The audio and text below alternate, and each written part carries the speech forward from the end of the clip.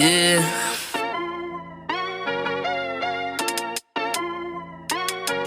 Yeah. Look at me. Benchmark, they're speaking the facts that you wanna hear. That rapper jersey, the vision is clear. Diamonds glisten like a chandelier. You know what I'm here for, like Marshawn Lynch. At clutch time, we do not flinch. Real brothers, we do not switch. Hit home runs with the right pitch. Who run the city? What to do when they hating on you? I feel like Kobe 2010. I taking an L, all I need is a win. Business is business, you know how they go. You playing the seats, now it's time to grow. Tuning now, gotta be in the know. Showtime, bitch, my about to blow. I ain't seen from now. Bowser really.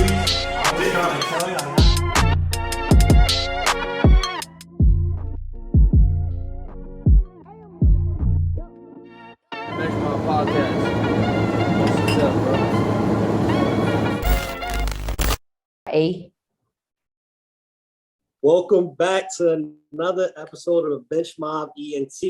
We are blessed this evening to have my homie, my sis, somebody I went to school with that I've watched blow up from Abundant Life Academy to this. Wow, like Abundant Life Academy. That's a whole another episode of Abundant Life Academy. Kassandra Lee, how are you doing tonight? I am doing amazing. Thank you for having me. I can't even believe, man, look at us. We're grown-ups. This is weird. Yeah. Yeah, we was all rushing to be grown-ups, and now it's kind of like, if I could go back to Abundant Life, I'd be okay with going back for a little bit. All my meals was covered. I ain't got nothing to worry about. So we actress, singer, producer. You're out in Cali. I just mentioned Abundant Life. So from Jersey, what was this always like the plan to end up in California and in the entertainment industry? Yeah, I think that's always been the plan. I've always wanted to do entertainment. I wanted to be a singer when I was really little. And then some experiences I went through, I feel tainted what my joy in it or my purpose in it, you know, like if this was the right thing for me. So I kind of like moved it to the side. I loved acting as well, pursued acting. And this was always the end game. This is always, this was it. I've never had a plan B. If you know me, everyone knows this is what I said that I was going to do, and I'm finally doing it. And I'm really excited. And music came back out of left field. At what point did you know that this is what you wanted to do? Like, honestly, when I was around 5 or 6 years old, I knew this is what I wanted to do. I was watching Selena, and there's a specific scene where the younger Selena is on her rooftop and she's looking at the stars, and her sister comes out of the roof and she's like, Selena, what are you doing up there? And she's looking at the stars, and she pretty much says that when she's on stage, she can feel everyone, and she can like give herself to everyone, you know, like give them the joy, or she can feel everyone's emotions. And I thought to myself, that's all I want to do. I love people so much. I just love people so much. And I've always had a joy to make people feel joy, to make people feel. I've always said that I've always wanted to leave people differently from when they first met me. So from the moment they say hello, my name is, they're going to feel something different. I've always said that would be my mission. And I want to do it through entertainment, and I love it. And yeah, that I've always known. some would say that you're definitely already doing that before we even, you have music out. Nada came out. Of course, we're going to talk about that. But how it seems on the outside looking in, what your process was to grow a following through making people laugh. You had a lot of skits that were funny, that touched, as you said, I'm sure it touched many of people.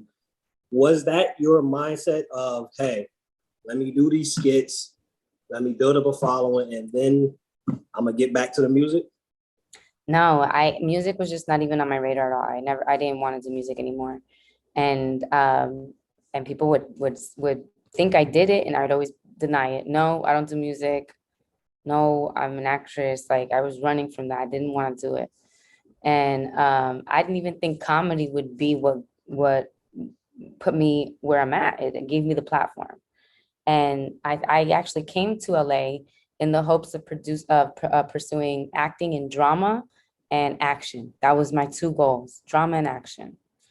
And I was going about it the traditional Hollywood way, which is auditioning, and then you hope you book something, and then boom, you work your way up. It could be, a day player role or a supporting actor, then the lead, whatever.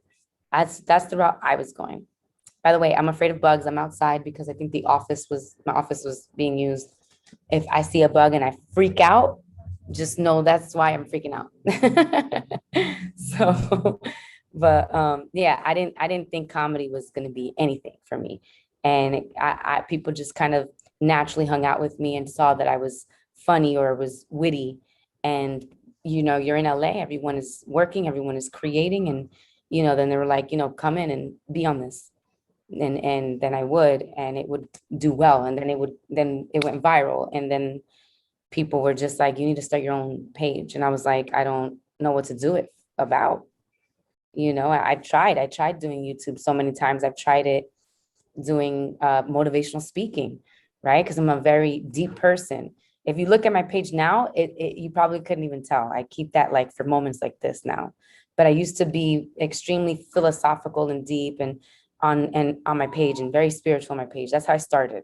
And then there was no traction, no hit. So I got discouraged. I stopped. And then I did fitness, and it still wouldn't hit. And I got discouraged and I stopped. And then I did vlogging and it didn't hit. So I got discouraged and I stopped. Then I did like beauty reviews and it didn't hit. Got discouraged and stopped. And then I have someone telling me you need to do YouTube. And I'm like, I've tried. I don't know what to do it about. And he's like, do this. Do what you're doing on everyone else's page, giving everyone else views. Do it for yourself. And I was like, but I don't know any funny ideas. He was like, yes, you do. Like you do. And like, if it wasn't for my friend Ken calling me, I would have never started that page. And he told me, he gave me a formula. He told me what to do. He was just like, post every 3 days. And I did. I posted every 3 days. And I just focused on that to get me out of a job. That's all I did was comedy content, because I started getting traction. I started getting followers. I started getting the feedback. The views started going up. So that's what I just focused on. Music it wasn't even on my radar. It wasn't on my radar. I thought I was going to become an actor through the traditional Hollywood way. Everything that you've seen, I didn't plan at all. And I think that's the beauty in it, is because you think your life is going to go one way and you think, but it's so humbling to know that you have no idea and God does. It's very humbling. And I'm living proof of kind of like, you don't need to see the whole staircase to take the first step. Got to keep taking steps, just keep taking steps. And it's like, it just starts being laid out for you, and then you reach a level of confidence where every decision you're going to make is the right one. For some reason, you just have this discerning factor where you're not even thinking at this point. You're kind of just deciding, you're doing, in the beginning, everything feels like, am I making the right choice? I want to make sure I'm doing the right thing to set myself up for this big picture that you have in your mind. But when really there's no thinking that's involved. It's just do it. You just go, Well, with that answer, I think we have the title of this episode. It would have to be either Perseverance or Decorated Patience. That would have to be the title of this episode, because you literally went through all the popular videos that everybody tries to do. The fashion reviews, the makeup. All right, I'm going to do the workout videos. I'm going to do everybody goes, and everybody, I think, definitely can relate to that aspect of, I tried it didn't hit. The thing is, you kept going though. A lot of people try it like, this ain't work. I'm done. Like this ain't meant to be. For you to have that continued confidence and perseverance to keep going, because you already knew, I'm going to do this, and it's something going to hit. Whether it's this beauty vlog I'm about to do, this vlogging, travel, I'm going to be traveling around Cali and showing y'all, something going to hit. Right. Kudos to you for continuing, Thank you. keep pushing through. Transitioning real quick though, because I want to talk about the music, because you keep mentioning that you were trying to run away from it. What got you to go to the point like, hey, I'm gonna pick up music again? Yo, that's a great question. I mean, you know what's really funny? I'm gonna first tell you this story because I think you'd get a kick out of it. Um, when I was in Newark one day, right? And I had a friend getting married at the Newark courthouse. And I was with my husband at the time. And we were parking, and we go to pay for parking, and he realizes he left his wallet in the car. So he goes back, and this lady walks by, and I go, "Hey, ma'am, do you know how to get to the area of the courthouse where they do the weddings?" And she goes, "Huh." She goes, "Yeah, actually, she tells me where to go." And I go, "Thank you, I go, "Thank you, God bless you." And then she says, "God bless me." And I go, "Yeah, God bless you." And then she goes, "That's so interesting." I go, what's interesting?" She's like, "I never take this way to work." She's like, "I work here. I usually park closer to my door, but God told me to park here for some reason. And I didn't know why, but then I run into you and you're blessing me." And then she goes, can I talk to you for a second?" I was like, "Sure." And then my husband comes up, and she just kind of starts prophesying over my life. And this had happened in this season of my life. This was happening at least once a month, where someone random was telling me about the stuff I'm doing right now, what they saw. And she said, and she was the first though to ever say, "Music, you're going to do something great in music. You're going to be great musically. And you're so multi-talented." She's like, "You can do pretty much everything. You're multi-talented. And I just see your name. I see music." And she was like, just going off on all this stuff. And I was just like, I don't think it was music. I remember when she walked away, I remember I was telling him, I was like, I don't think she meant music. I think she just means acting. Like, I don't know. I don't think she meant music. And and that was that. Like, just now know that story, right? That was that. And till this, it's mind blowing, because for years I always said she just means acting, because everyone else who prophesied never brought up music, but they brought up a lot of the same things, like your headshot. I just see a headshot. You're so beautiful. I see you standing in a room, and you demand the whole room. Or I see people asking so much about what you do, or just like all this stuff, and no one would ever say music. So that one really stood out. And I remember I was not where I am. I was still hustling. I was still figuring out this whole game. And I was doing audience work.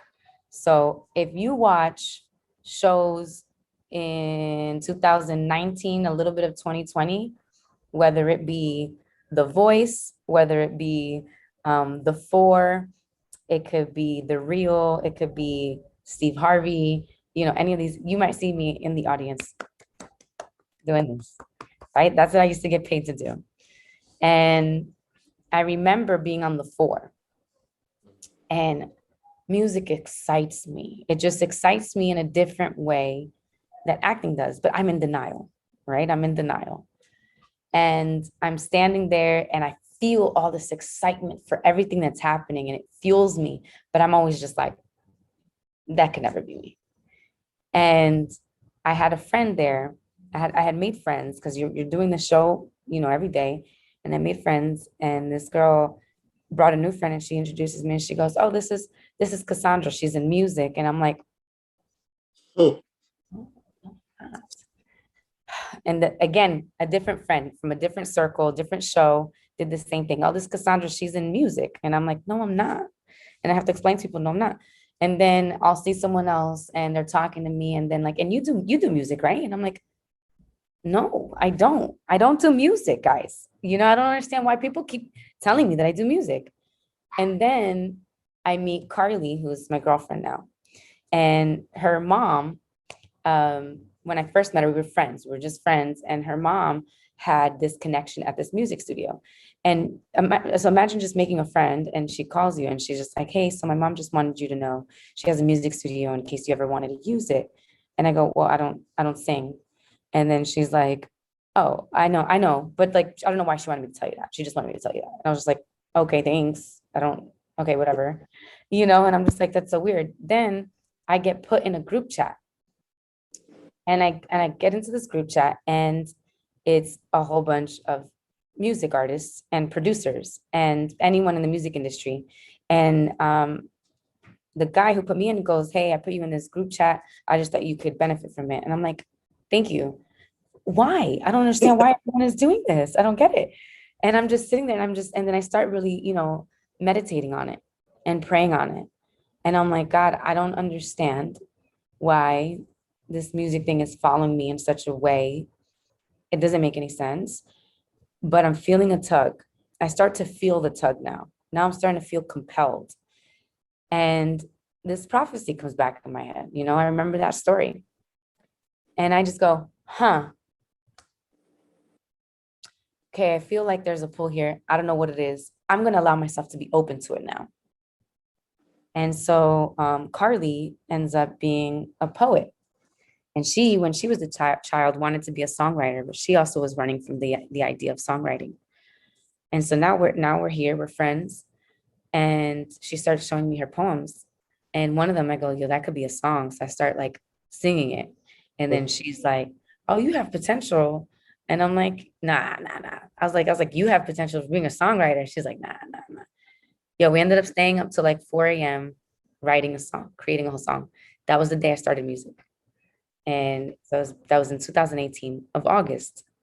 And ever since then, I went from let's just do it for fun to I want to figure this out.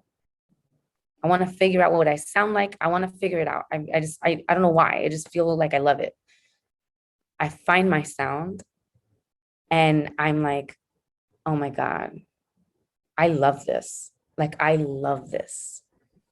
I love acting. If anyone knows, I love acting. That's one thing I feel like I cannot die without pursuing that, without completing a movie or something. That's a big deal for me. Imagine knowing that I love it that much. Imagine music just a little bit more. I love it a little bit more. And it's like shocking because I never thought I could love anything else more than acting. And now I'm here. Now I'm like, no, I'm doing this. I went from trying this to I am doing this, and I know exactly how I want to do it. And it's crazy. The thing you just mentioned, though, you said you never could imagine that, but you go back to when you were 5 or 6. It was like kind of that love was always there. It was just kind of put on the back burner, and now it's coming back. So I could see that being a tad bit above acting. It started at 5 or 6. Like you didn't see the Selena scene. It was like, oh, I love to do the acting on the aspect. You saw the singing. It was like, yo, boom.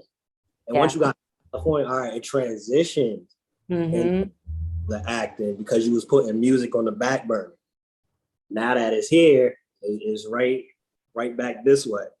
Isn't that so crazy? That's out right now. Nada, right?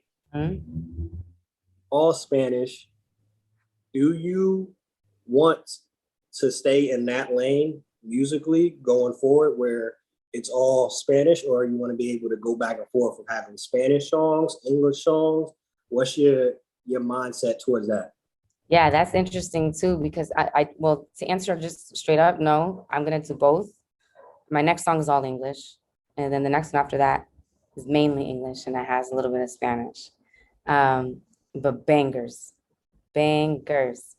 And but it's funny because I remember with acting, I was like, man, I wanna do more acting in the Latino culture. I don't feel like I own my Latin culture enough in my acting world, in my skit world. And I remember feeling like that. And the music comes out of nowhere, and accidentally everything is Spanish music. The first song I was ever on was a Spanish song. Accidentally. Like I didn't seek it. It was like, hey, I'm in town, come to the studio. And then a track was made. Then I'm in New Jersey. Hey, come to the studio. I want you to meet this artist. and a track was made. And then it was like, hey, come to the studio. And there's like 5 artists, they're all Latin artists. And then a track was made. Like I just met these people. I didn't pursue it. But it gave me the confidence to then say, let's do it in English. And so now this will be the first song that I drop in English, and it's all me, no features. Because any song you look up right now, currently, there's someone on every song that I'm on. So this will be the first song where it's solely me, and it's all English, and it is a vibe. It is insane. You'll have a music video for that one also? You had a music video for Nada, was really dope. Do you think that you would want to go with that route of like having a music video pairing with the songs? Because you see now some artists just drop music, and music videos are kind of becoming less of a thing in some worlds. Because, you know, we growing up, we had MTV, and they would show the music videos, and the top 10 music videos, you had 106 in Park. Those things aren't around anymore, but you have some still like to do the music videos and the art of it. Do you think you'll still go down that path of doing the music videos? Absolutely. So the goal I have right now is to drop a song and a music video every month. That's the goal. It's a very ambitious goal, but I think I can do it, you know? So that's just where my head is at. I started as a visual artist. People know me because of my acting. Everything I've done has been visual. And so I need to keep that aspect. If I disconnect from the visual, I will lose my audience. I can't just go to sound. I can't just go to music. So I'm connecting everything I do visually to keep everyone engaged and show a different side of my artistry. I don't think no one's seen this side. This whole side of me is new, and I hope people are receiving it well. I hope I'm transitioning it properly, because most people just see me as a goofball, which is cool. And I am a total goofball, but there's so much more to me that so many people don't know. Like even in this conversation, I'm sure a lot of people are like, wow, like I'm learning so much about how I actually am. You know, what you see on social media is one avenue, and I try to showcase as many different sides of me so people can try to get their best idea of who I am, but I'm never going to be able to, right? It's just hard. But that's something interesting you mentioned right there, because you hear it often with the Kevin Harts of the world. You hear it with we saw it most recently, I believe it was Chris Rock that was in the Spiral movie. He mentioned he's trying to do more roles that are not comedic. How hard do you think that is to transition to do other genres of videography, of acting, and of music, to show yourself in a different light when some may only see you as comedic? yeah, it's hard, but I mean, it's harder for some people. It's hard, period, but it's going to be harder for some people. You know, I think for me, in the beginning, I was kind of getting typecasted into this angry Latina, you know. A lot of people put me in skits to be the loud, angry girl, you know, and I killed it at that.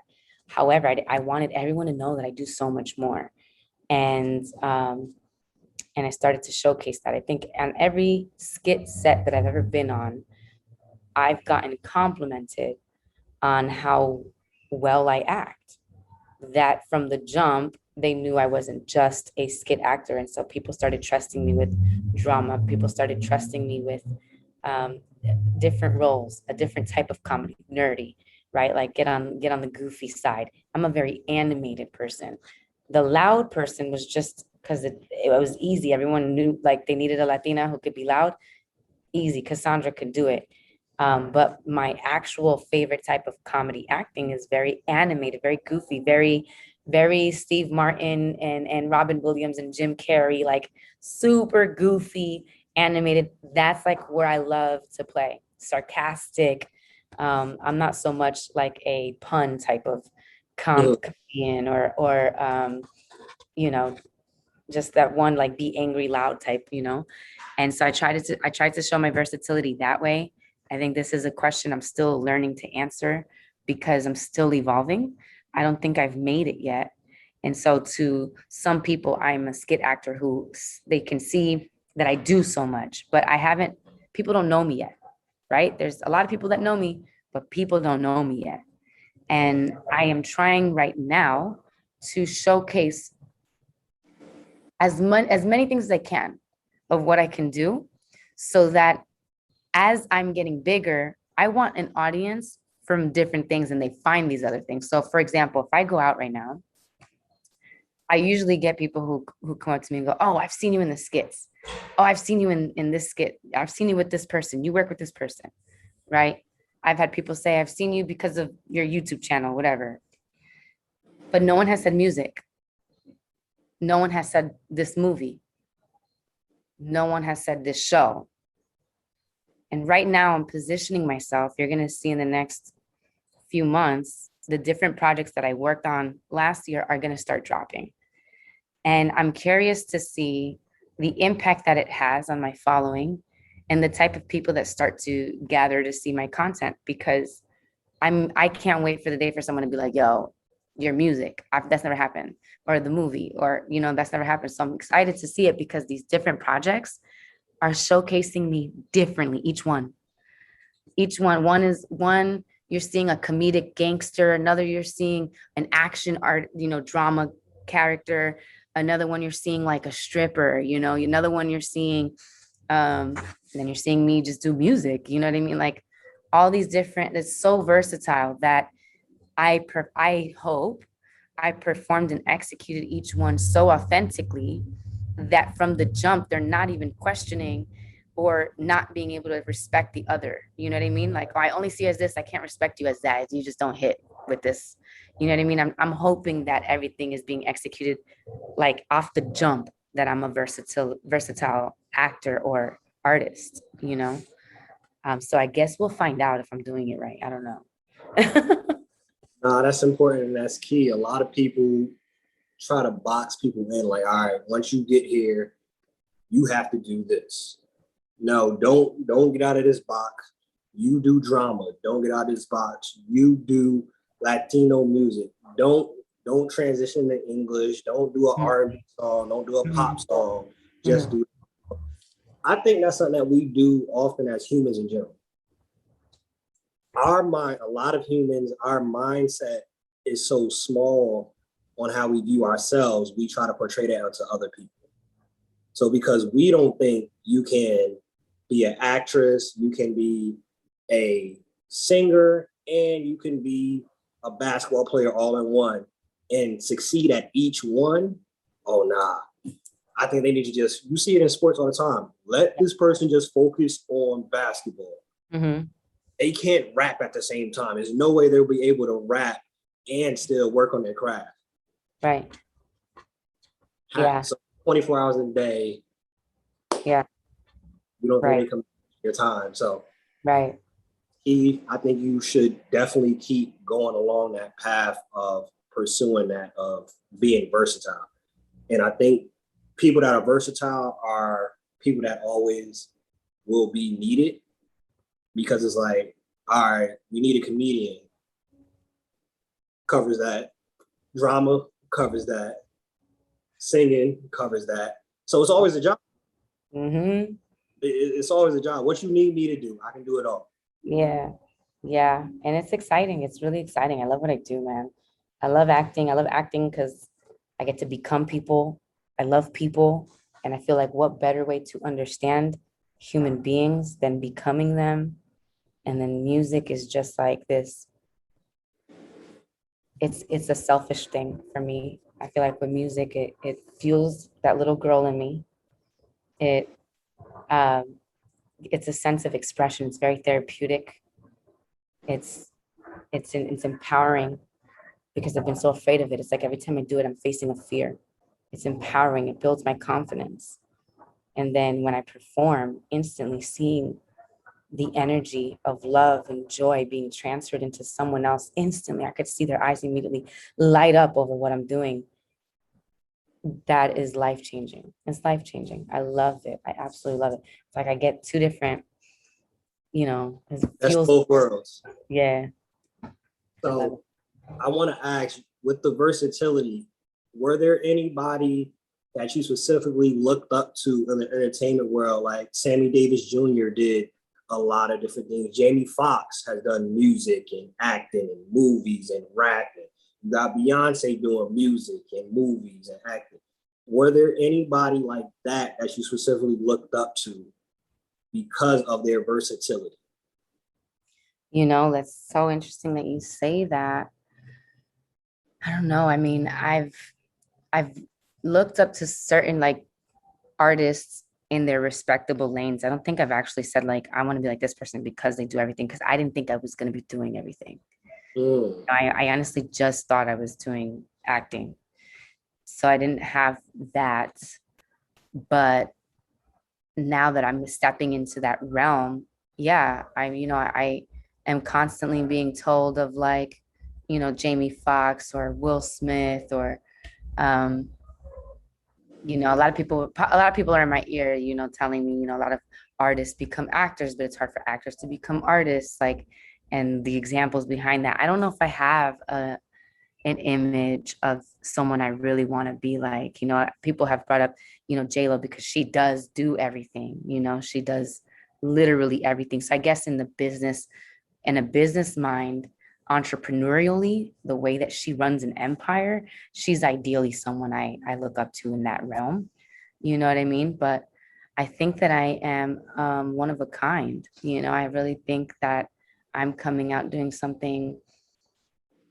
I don't know, because I can't think of anyone I want to be like so much per se in that aspect when it comes to just the gift of doing everything.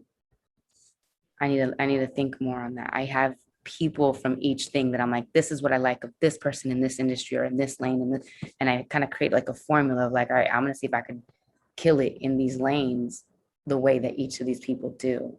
But it's not like a one person. So now we might have another option for the title of the episode, One of One. It might have to be we might have a couple of titles. In church, they got the first title and the subtitle. Yeah. Subtitle. If I had to have another title, that we might have to do that on this. Right. What was the biggest? We got a couple more because we again appreciate you taking time out. A couple more questions before we transition. What was the biggest transition going from Jersey to Cali? Boy, I struggled. I went homeless. We went homeless out here. I did it in a way I don't recommend. I didn't visit. We just came here. Dumb. No money. Dumb. No job. Dumb. Everything was dumb, right? We were naive and just, hopeful and really thought we can make something of ourselves. And we did, we did. So I don't know, maybe naive is good, but in the route that I took, I struggled a lot, and I didn't have to, but I don't regret it. It made me who I am, So the transition was rough. I didn't know how to make money out here. I didn't know where the money was at, and it's everywhere. When you learn that, you know how to get it. But I didn't know. When I first got here, we struggled. That first year was the toughest year. Car repossessed twice. Homeless, living out of a storage unit. Literal storage unit. And if we had the car, we were living out of the car, showering at the gym. Hungry. Really scrambling for food. And when we would have a good day of money, our treat was Subway. It was like, yo, that $5 foot long, like that shit would hit. I mean, sorry, that would hit. It would hit, and it's a long time coming, man. That it was hard. It's hard. With hearing that, even the more, a lot of people go through that and they're coming back home. They're coming back to wherever they come from. What kept you going? Like I didn't even know that aspect. I'm not saying, I don't know if you posted it on social media or not, but hearing that for the first time for myself, what kept you going to stay out there? Like, I'm sure family wanted you to come back. I'm sure people were in your ear like, yo, this wasn't the right thing. You didn't do it right. Just come back, just give up. Maybe you could try again in a couple of years. What kept you out there to keep going? There was no plan B, man. There was just no plan B. Okay, so I'll tell you a quick story. I was at an audition at Fox Studios and I bombed this audition, failed miserably. And what was crazy about it was 2 scenes. I was playing a Brooklyn accent, and the first scene I killed it. And the lady goes, "Wow, I'm impressed." Okay, scene 2. When she said, "Wow, I'm impressed," that got in my head. I was like, "Oh my gosh, is this it? Is this the moment? Oh my goodness, is this the like?" And now I'm hyping myself up. Now I'm getting nervous because I'm like, "Don't mess up. This might be the moment." And I put this moment so big that I got extremely nervous. I start stammering. Let me restart. Okay. Restart, start stammering. I'm sorry, one more time. I start stammering again. She goes, I go, one more time. She said, "Last one. That's it." And then I do it. I still stammered. And I left there so defeated. I remember looking at Fox Studios, like I'm in LA, I'm in Fox Studios. I'm seeing these sets. I'm seeing Modern Family. I'm seeing everyone's names where they can park. I'm seeing these fake houses. I'm seeing production. I'm seeing this whole world. And I didn't want to leave because I know I didn't get this audition. When was the next time I was going to be in here? I don't know. So I just stood there and I cried. Just cried my eyes out. Finally get in the car and I start yelling at God. And I start saying, "Why did you make me this way? Why couldn't I just stay in Jersey teaching karate? Why did you make me this way? Why do you have me coming all the way out here, making a fool out of myself? I'm in pain. I'm hungry. Why am I here? Why am I here, God? Like, why couldn't I just feel good, like satisfied doing karate in Jersey? It just doesn't fulfill me." And I just begged God to wonder why. Like, why am I not fulfilled with that? Why can't I just be normal? And that's when I found out the reason why I love what I do. It's just, he was like, "You love people too much." That's all I felt in my heart. You love people way too much. You want to become them. I need you to become them. And he says, that's what I did. Jesus became you. I want you to do the same thing. I need you to become my people and share stories that you need to talk to them. And I remember sitting there like crying. I remember yelling, hitting the steering wheel, crying. And when I heard that, when I felt that like, oh my goodness, the amount of purpose and fulfillment I got in that moment, I said, I got to keep going. And so I did. I kept going, and every time I had a setback, I remember when I had no money, broke. My cousin had a place to stay here, and I didn't tell him any of my burdens. But he said, "You could stay here. I'm not going to be in town for a bit." We had this 1 week, and it was coming to the end of the week, or it was maybe 4 weeks, 3 weeks. It was coming to the end of the week, and I knew we had nowhere else to go, and I didn't want to go back to the storage unit. And I remember crying my eyes out again, yelling, "I will never be broke again. I will never be broke again." The next month we had an apartment, and I've never been homeless since. So you find it in you, man. If you want something, you find it in you. It's there, right? I believe if you have on your heart to do something, to create something, and you're good at it, and it fulfills you. Like, it's undeniable to me that what I do fulfills me. I don't think I would be sane if I didn't do what I was created to do. It's like asking a drum to sound like a harp. It is impossible. It would not be the instrument it needs to be, right? So when you find the instrument you are meant to be, it fuels the reason you wake up, right? And when you do it, and when you feel that to me, that's God saying you're purposed to do it.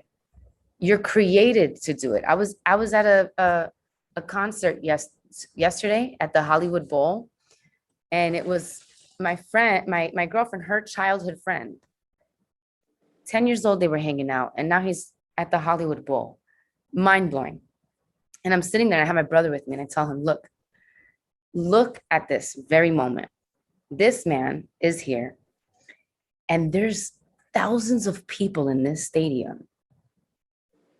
And all he's doing is expressing his gift and uniting people. We have so many differences. I wouldn't hang out with this person over here. I wouldn't hang out with this person over here. We have so many differences, but we're all united for this one gift. This is God's work. This is beautiful. And I'm saying this proves to me that if you have a gift, all you have to do is express it. And if you express it, there's an audience for it all the time. Because if it wasn't true, God wouldn't give it to you. God's gifts are meant to be expressed. They're meant to be shown.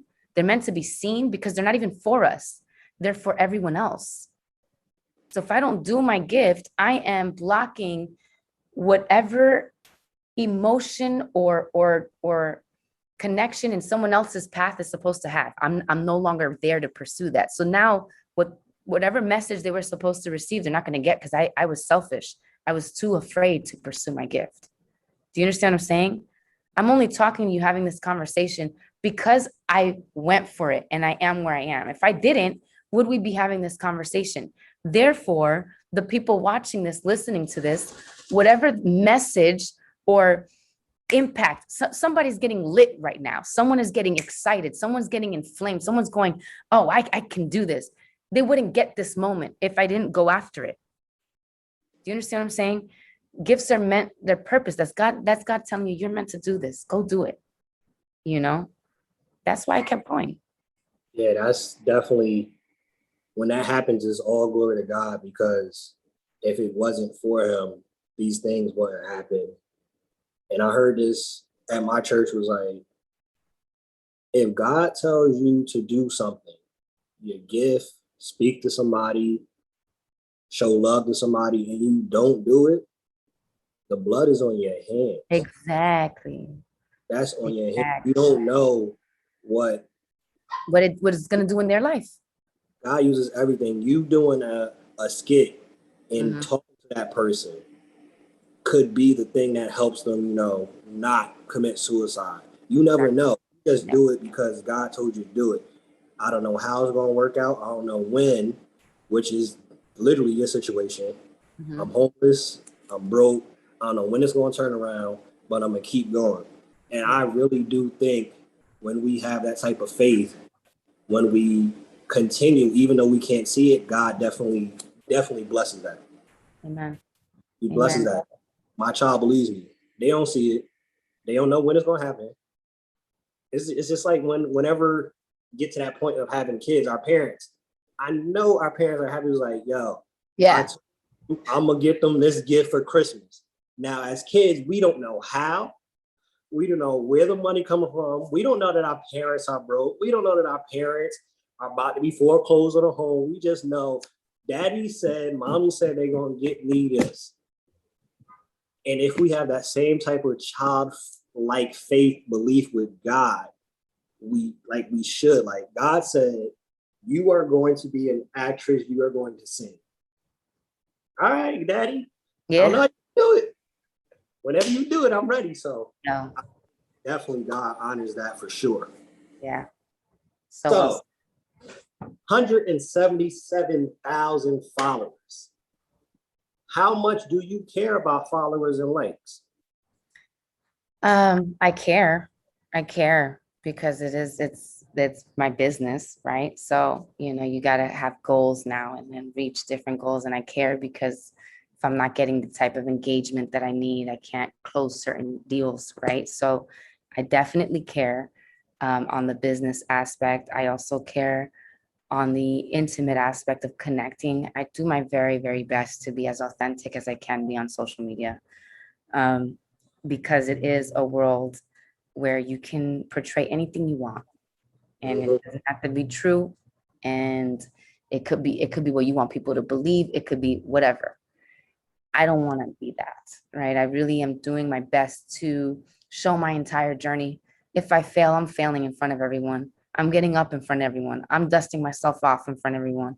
I am motivating everyone the way I'm motivating myself. I'm creating this, I'm creating that. I'm trying to be as authentic as I possibly can. So I care because I know that people are coming for something, that they're following this because they chose to see my content. And so I want to do something with that, right? There's something powerful there. And then as far as like the caring aspect of negativity that comes along with it, you know, that I can care less about. That I can care less about. The haters, they coming out, and to me, I'm just like, I'm learning right now, you can't please everyone. I'm learning that everyone has an opinion, and I'm learning that's not where I need to put my attention, because I can't please everyone, and everyone's opinion really doesn't matter.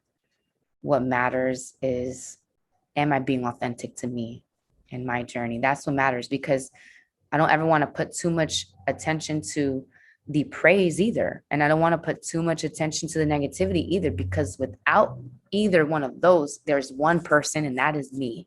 And I go to bed and I wake up and I look in the mirror, and I'm a person just like everyone else.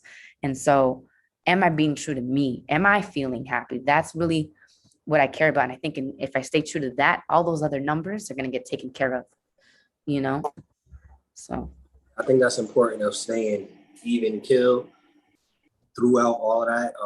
Is, I guess you could say, in a sense, it's easier for me to say because I haven't got to 177,000 followers, but I listened and watched a lot of interviews and different people that are in the millions and whatnot. And they say, even at this point of having the success in the career of the million followers, which a lot of people, they equate that to success, having those followers, they can still sometimes 3,000 comments say, yo, you're the best, and they'll pay attention to the one. It's like, yo, you're not even that funny anymore. You trash. So I can see how that is a constant. I think that's a constant thing, especially as a creative, being that people critique your work. You have to have people say that they like it. So I think that's on some level. Like, of course, you can love what you do, but if nobody else liking it, right. Yeah, because you need people to like it. You need people to engage. It's a business. At the end of the day, it's a business. I think that people lose sight that that's what it is. Like, this is what pays the bills. And so I don't know if people just think like, this is fun. Like, this is me just showing my life. Some days I don't want to show my life. You know what I mean? But I have to, because this is literally what continues to pay the bills. And I have to think of new angles. I have to find ways to stay relevant. I have to constantly recreate, reinvent myself so that everyone stays engaged, because someone else is coming to. You know what I mean? Attention span is all over the place. So I care. There's that fine line, but if I put too much weight on it, God forbid someone doesn't praise me one day, and I put so much weight on all this praise, what happens? I got to be okay with myself. I got to be the one telling myself I'm amazing, I am beautiful, and I appreciate everyone that does. I love everyone that supports. I'm grateful for everyone that supports, because I remember a day when I was broke and homeless, wishing for these kinds of things. And so I'm very grateful, I'm very grateful. And all I want to do is just continue impacting. Again, the more authentic I can stay to myself, the more I feel like that is natural, right? That stuff just happens naturally. If people love me and love what I'm doing, they're going to keep showing up. But I got to show love first. I got to show who I am. Like, I am a loving being, that you're coming here to get filled, not taken down, So hopefully I stay on that path. I do have to say it is getting harder, because I'm not in the millions yet, because again, I would listen to those podcasts too. And I'd be like, well, I got it in the bag. It's easy. I'm starting to see just like how opinionated people really are, and judgmental and rude. And it's just, but you got to like move that to the side, because I'm not here for that. If you have an opinion, that's great. That's beautiful. You don't see me I'm not coming after you. I mean, you know what I mean? Whatever. It's just, it's harder. It gets harder, but I think that this is a great mindset to have, Yeah, I definitely could attest to the recreating and the constantly you gotta try to stay relevant. This is why part of for those that are watching, that those that listen to this, we're trying to have more females on our show. So we can touch the female. It hit differently when one of our co-hosts, his fiance was like, yo, I love the show, but y'all don't really have females on. Ooh. Dang. Okay. Okay. Now I gotta find a female to put on the show. I have 3 sisters. Like I'm definitely all for females, but Yeah. looking at the shows, Not a female in sight. it was like every 10 episodes, I'm like, nah, that's kind of what I see a lot of podcasts that I listen to. They have a female on here, sprinkle one in. I want this to be more of a regular thing. Mm-hmm. We create like, we started off, honestly, it was mainly Black people following. Now we have different ethnicities. So we got to throw out other things in there. We might throw out some hockey, some golf. There you go.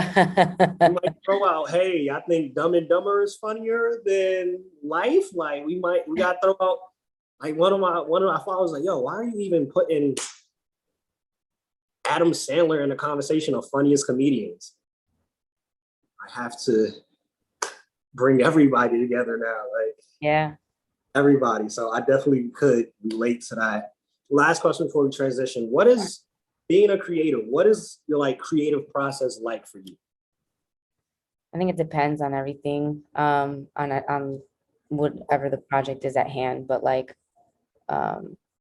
acting depends on the character. If it's a more serious character, I need time to get into that zone because I'm a very goofy person.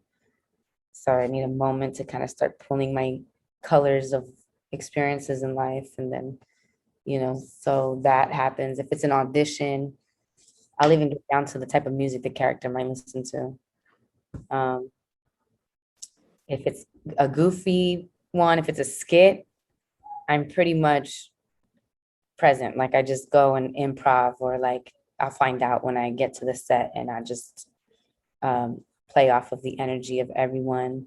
If it's comedic, but a movie, I'm gonna take it a little bit more serious. But I like to rely on the natural state of in comedy.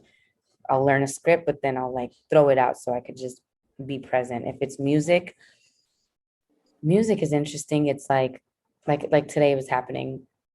I was driving from the set to here so we could get on this podcast. And I had like this vision of a music video of, I'm not going to say the idea because I want to do it and surprise everyone. But I get this vision and I'm like, ooh, that would be dope. I need a song that could resemble this image. So I felt a creative like wind come through. So I just turned instrumentals on and then I just start feeling what melodies may come, or I just know what I'm visioning. So I know what words would fit that vision. So I just start thinking of emotions that fit this vision and maybe a song will come out of that. I don't know. Honestly, everything is just like in a present feeling, like even in the studio, my best songs are presently felt, like created in that very moment. It's just unique. It's different because the song that I'm dropping, the all English one, that song was written before we got into the studio, but the melody and the beat was created in that moment, which is, I feel, what makes the entire takes that song and brings it to life. But it really just depends. I don't know. I think to be creative, everything's an opportunity. Everywhere you go, there's a funny moment you could pick up to create something out of. Everywhere you go, you can observe people, learn more about people so you can portray them better. Everywhere you go, there's emotion. There's just emotion. There's colors. You see people how they react. It's everywhere. So I feel like you got to be really in tune with yourself, and you got to be really in touch with the world to be able to create, because it's feedback. Like creation is what is this, it's alive. So everything is speaking to you, and I don't know how to explain it. So it's a very present state. Nah, I definitely could attest to that. It's like random moments. I'll be laughing and I'll get yo, babe, this would be a perfect skit. Like if we were to do this. So I definitely get that. Like I just came with an idea. That's what I was saying. Like if we were in Jersey, it would have been great to try to do this in person some way, somehow. Yeah. If we could, Ali, def gotta hit you up. Maybe we do an episode in the studio, something like on a different forum, on a different creative aspect. But Yeah. I get that. The creativity is always flowing. And I hear from stand-up comedians to actors, a lot of it is just watching the world. A lot of it is just paying attention and being observant. You are able to do the Latina loud person, observing your surroundings, being around, seeing that growing up, and you could do it naturally. Mm-hmm. We can do church sing naturally. We grew up, we see it, we observed it, we know exactly. We know because we observed and seen it. So that is definitely so true. Yeah. With the quickness segment. Yeah. Before we get you out of here, again, we appreciate you for hopping on the Bench Mob ENT. First one, real easy one, something simple. What's your go-to meal? Go-to meal? I would say it is a avocado and beets bowl at Urban Plates. Healthy. Yeah, I'm very healthy. That sounds extremely healthy. At this point, 177,000 followers. What's the craziest thing that's been sent to your DM? Oh God, I should just open one right now. I don't know. I think today I got offered a sugar daddy.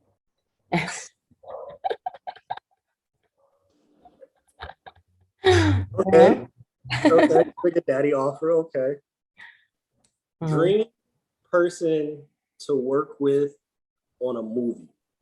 Movie? Oh gosh, that's a hard one because there's so many. Give me 3. Top 3? Jeez. Okay. I would love to work with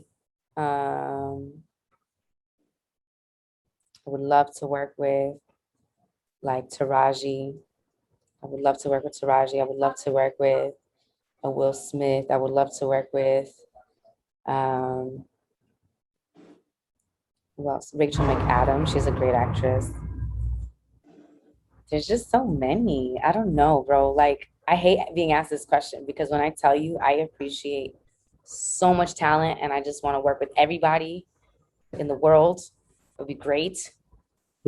I don't know. I really don't know. But yeah, those are 3 to name a few. All right. You're in acting. You're a producer. Give me your top 5 movies you've seen. Okay, I love Apocalypto. That one's amazing.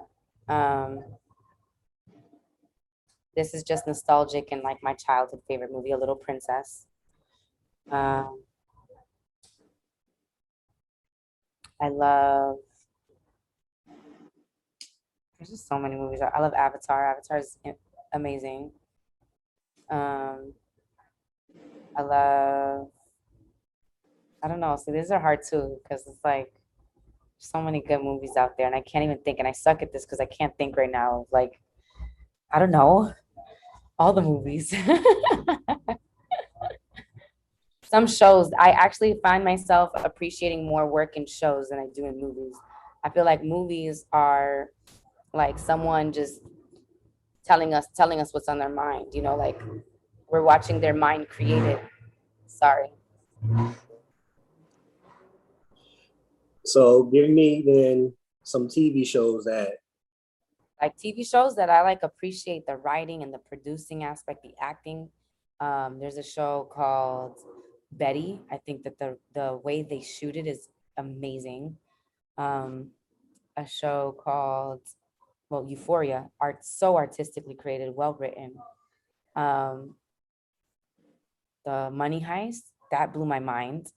The way that did you know that they didn't even have the whole script written? They would write as they were filming. So they would film the scenes for that day, and then they would sit in the writer's room and go, okay, where could we go with the next part of this story here? We could probably go this way, or this way. You know what I mean? That's why it was so unpredictable, because they didn't have a set script. It was like, we can, from here, we could probably go here. We could trip up the audience and go here. We could go this way. Like they wrote.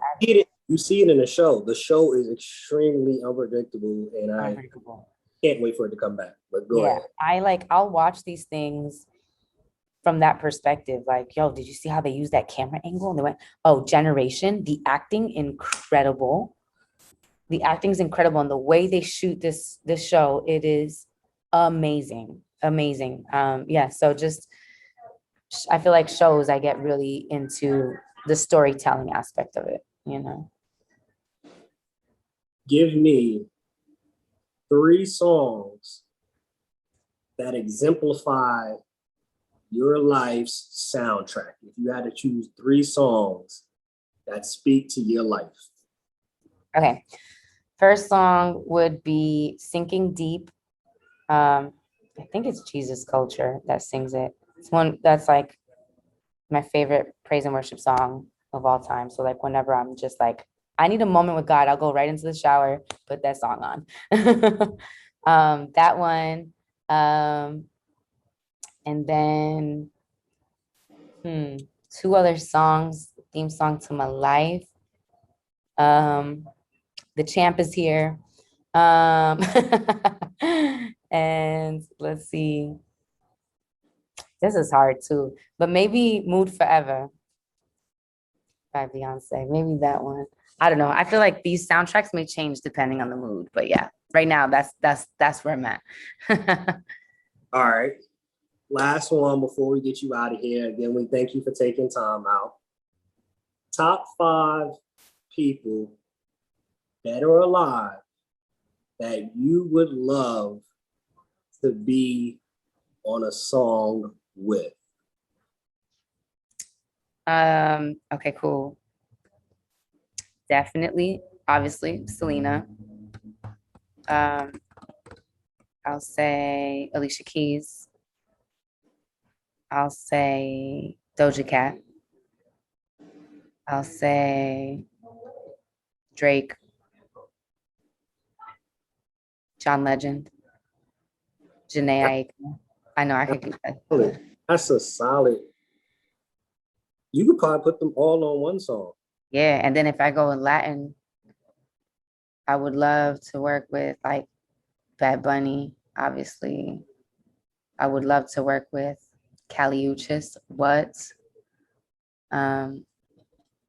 I would love to work with Rosalia.